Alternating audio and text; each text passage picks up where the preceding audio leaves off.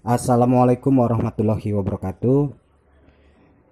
Kembali lagi dalam pembelajaran bahasa Indonesia. Kali ini kita akan belajar mengenai diksi. Sebelum saya memaparkan secara ringkas dan jelas, saya ingin menanyakan kepada Anda mengenai definisi diksi. Menurut Anda itu apa? Coba Anda berikan komentar di bawah mengenai diksi. Apa itu diksi? Menurut versi Anda ya. Baik, diksi sama halnya dengan pilihan kata. Kata merupakan salah satu unsur bahasa yang sangat penting, dan tanpa kata maka tidak akan menghasilkan sebuah kalimat. Ingat, kata merupakan unsur terpenting dalam membuat sebuah kalimat. Kalimat tanpa kata maka tidak akan tersusun menjadi sebuah kalimat. Nah, dalam kata Anda juga sudah tahu kata itu terdiri dari apa saja, susunan apa saja. Ya, ada vokal dan ada konsonan.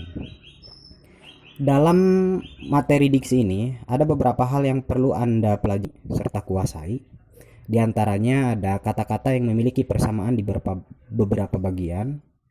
Ada si abstrak dan konkret, umum dan khusus, kata dalam percakapan, dan perubahan kata. Jadi ada 6 materi pokok dalam pembelajaran diksi kali ini. Kita bahas satu persatu.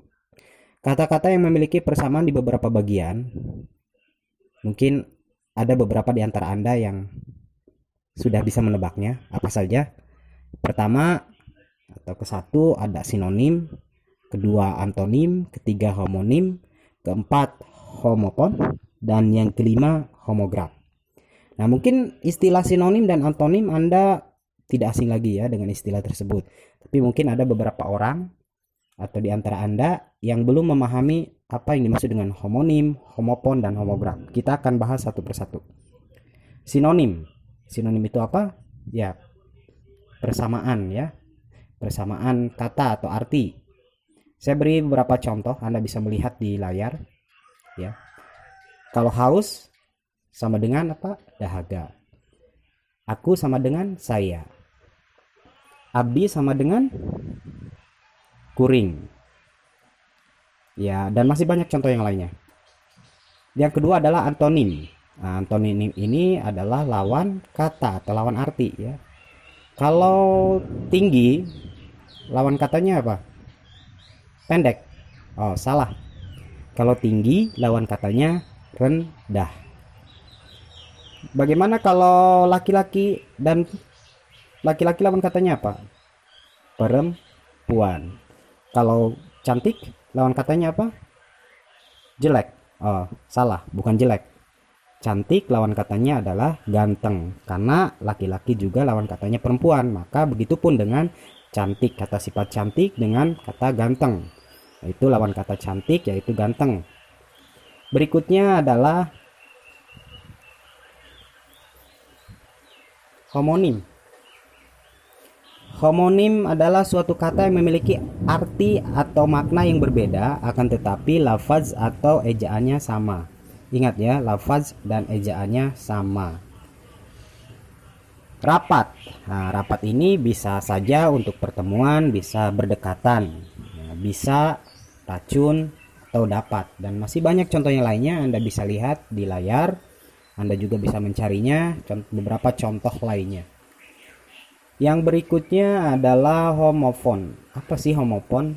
Nah, homofon ini kata yang diucapkan sama tetapi memiliki maksud yang berbeda. Ingat, diucapkannya sama ya. Berarti secara lisan. Kata apa saja? Oh, sangat banyak ya. Contohnya sangat banyak. Saya beri satu contoh saja.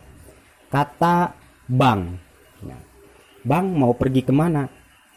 Itu tanda tanya, menanyakan kepada seseorang mau pergi kemana. Tadi pagi saya pergi ke Bank BRI. Nah, beda lagi. Tetapi diucapkannya sama, yaitu bank. Hanya penulisannya yang berbeda. Berikutnya adalah homograf. Homograf itu apa? Nah, homograf itu adalah kata yang sama ejaannya tetapi berbeda lafaz dan makna. Nah, ada kata apel ya, ini ditulis apel ya. Tetapi apel ini bisa pertemuan.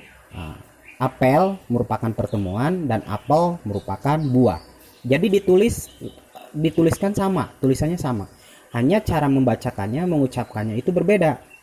Apel dan apel, ya. Apel, o, l. Nah, ada lihat contoh di layar dan Anda bisa mencari contoh lainnya yang lebih lengkap. Nah, yang poin kedua, tadi ada 6 poin ya, yaitu mengenai denotasi dan konotasi. Denotasi itu apa? Ya, denotasi adalah makna yang sebenarnya. Kalau konotasi berarti makna yang tidak sebenarnya. Ya, oke. Saya beri satu contoh di sini.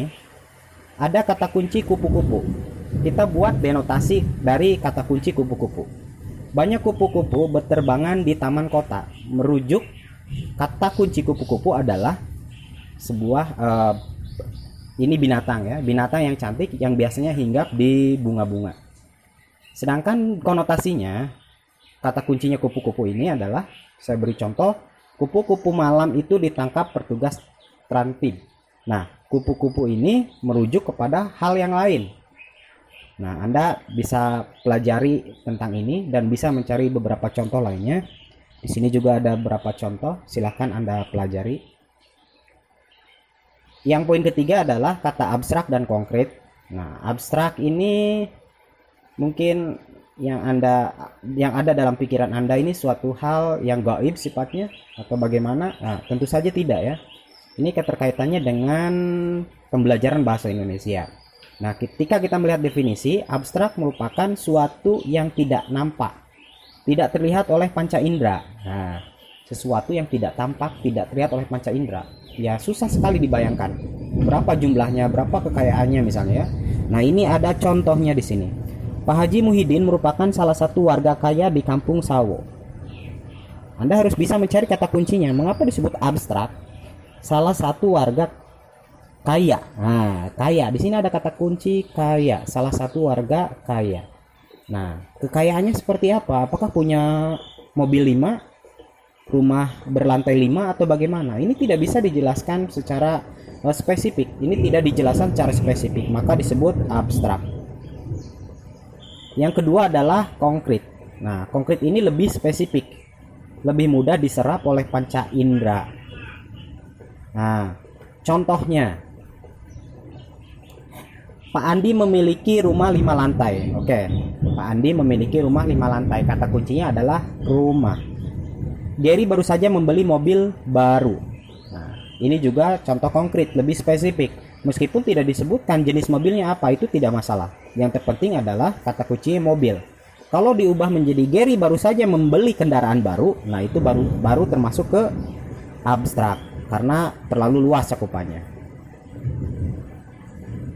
Yang poin keempat adalah kata umum dan kata khusus. Nah, kata umum dan kata khusus jelas ya. Kata umum berarti cukup umum, cukup mudah, sering diucapkan, dibicarakan oleh orang dalam kehidupan sehari-hari mungkin, atau bagaimana ya. Kita lihat di sini definisinya. Kata umum adalah kata-kata yang memiliki makna dan cakupan pemakaian yang lebih luas. Nah, ini pemakaiannya lebih luas. Nah, ini kata umum juga disebut sebagai hipernim. Jadi istilahnya adalah hipernim ya. Kita lihat contohnya. Dodi memiliki hewan peliharaan yang dinamakan Bubu. Nah, kata kuncinya apa? Hewan peliharaan. Nah, tidak disebutkan secara jelas di sini. Sama seperti tadi ya, konkret dan abstrak. Hampir sama. Nah, harusnya dijelaskan. Kalau kata khusus itu pasti dijelaskan. Ini terlalu umum. Dan Anda bisa lihat contoh yang lainnya. Nah, sekarang kata khusus. Kata khusus adalah kata-kata yang ruang lingkup yang cakupan maknanya lebih sempit atau disebut sebagai hiponim. Jadi arti lain dari kata khusus adalah hiponim. Contoh, Bapak memelototi Adi karena mengamuk di tempat umum. Siapa yang dipelototi oleh Bapak? Ya, jawabannya adalah adik. Beda lagi konteksnya jika Bapak memelototi seseorang karena mengamuk di tempat umum. Bapak memelototi ke arahnya karena mengamuk di tempat umum. Itu sudah termasuk kata umum. Ini sudah dijelaskan secara spesifik, memelototi adik.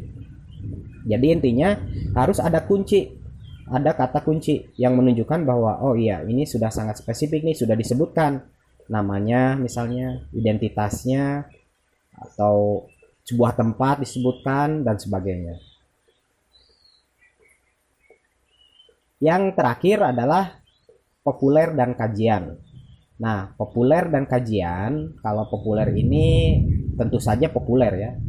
Mudah dicerna, mudah dipahami oleh banyak orang dan sering disampaikan oleh berbagai lapisan masyarakat. Nah, definisinya adalah kata yang dipakai oleh berbagai lapisan masyarakat dalam kehidupan sehari-hari. Jadi tidak butuh telaah yang lebih jauh.